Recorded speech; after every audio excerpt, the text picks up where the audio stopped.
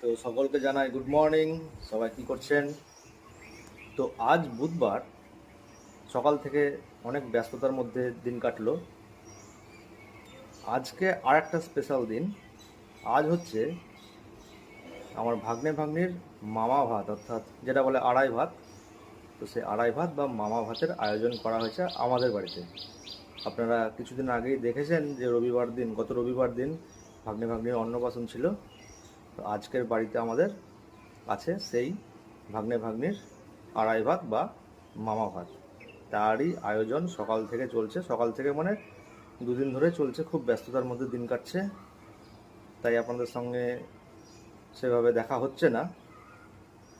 তো সব কাজ সেরে, সকাল থেকে সব কাজ সেরে স্নান টান করে একটু ফ্রেশ হয়ে সময় পেলাম, তাই আপনাদের সঙ্গে দেখা করতে এলাম। তো ভাগ্নে ভাগ্নি মানে বোনরা এখনও আসেনি, ওরা বেরিয়েছে পলাশি থেকে, কিছুক্ষণের মধ্যেই চলে আসবে। আমাদের বাড়িতে রান্না বান্না চলছে, মানুষজন আছে।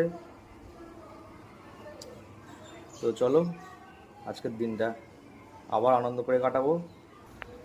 সকাল থেকে দিনটা ভালোই ছিল, কিন্তু এখনই একটু বৃষ্টি হয়ে গেল আর আকাশটা একটু মেঘ মেঘ হয়ে গেছে। তো যাই হোক, বৃষ্টি হলেও কোনো অসুবিধা নাই, আমাদের প্যান্ডেল হয়ে আছে, রান্না বান্না চলছে। এবার বোনরা এলে আমাদের মেন অনুষ্ঠান, অর্থাৎ আবার ভাত খাওয়ানোর অনুষ্ঠানটা শুরু হবে। কখন আসবে ভাগ্নে ভাগ্নি সবাই সেই অপেক্ষায় আছি। তো চলো এতক্ষণ এখন এইটুকুই, আবার পরে দেখা হচ্ছে।